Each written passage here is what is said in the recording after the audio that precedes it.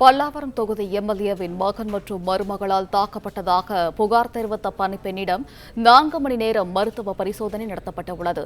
இதுகுறித்தான முழு விவரங்களுடன் இணைகிறார் செய்தியாளர் கதிரவன். கதிரவன், வணக்கம். விவரங்கள் என்ன கதிரவன்?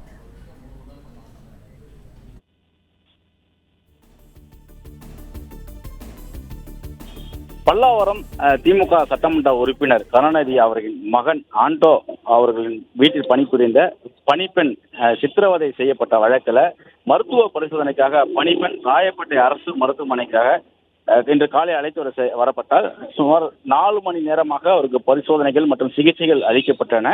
இதற்காக 7 பேர் கொண்ட மருத்துவ குழுக்கள் அமைக்கப்பட்டு இந்த இளம்பெண்ணுக்கு சிகிச்சைகள் மற்றும் அந்த பரிசோதனைகள் எல்லாம் மேற்கொள்ளப்பட்டன. குறிப்பாக வீட்டில் பணியாற்றிய இளம்பெண்ணை சித்திரவதை செய்த புகார்ல பல்லாவரம் சட்டமன்ற உறுப்பினர் கருணாநிதியின் மகன் ஆண்ட்ரூ மதிவாணன் மற்றும் அவரது மருமகள் மிர்னா ஆகியோர் மீது திருவான்மையூர் போலீசார் தாழ்த்தப்பட்டோர் வன்கொடுமை தடுப்பு சட்டம் உள்ளிட்ட 6 பிரிவின் கீழ் வழக்கு பதிவு செய்து அவர்களை தேடி வருகிறார்கள். தொடர்ச்சியாக தலைமறைவாக இருக்கக்கூடிய அவர்களை பிடிப்பதற்காக 3 தனிப்படைகளும் அமைக்கப்பட்டிருக்கிறது. இந்த நிலையில உடலில் பல காயங்கள் இளம்பெண்ணிற்கு ஏற்பட்டிருப்பதால் மருத்துவ பரிசோதனைக்காக ராயப்பேட்டை அரசு மருத்துவமனைக்கு இளம்பெண்ணை போலீசார் அழைத்து வந்தனர். காலை 10 மணி அளவில் அவர் அழைத்து வரப்பட்ட நிலையில சுமார் 4 மணி நேரமாக அவருக்கு இந்த பரிசோதனைகள் மேற்கொள்ளப்பட்டது. குறிப்பாக அழைத்து வரப்பட்ட இளம்பெண்ணிற்கு 7 பேர் கொண்ட மருத்துவ குழுக்கள் அமைக்கப்பட்டு சிகிச்சையானது வழங்கப்பட்டது.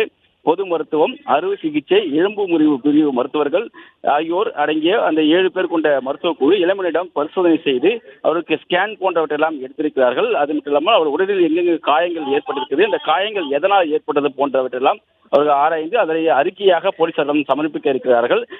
இந்த பெண்ணிடம் தற்பொழுது திருவான்மையூர் காவல் நிலையத்துக்கு அழைத்து சென்று உதவியானது முன்னிலையில் இந்த விசாரணை நடத்தி வாக்குமூலம் பெற்று அதனை வீடியோவாக பதிவு செய்ய இருப்பதாகவும் தெரிவிக்கப்பட்டிருக்கிறது.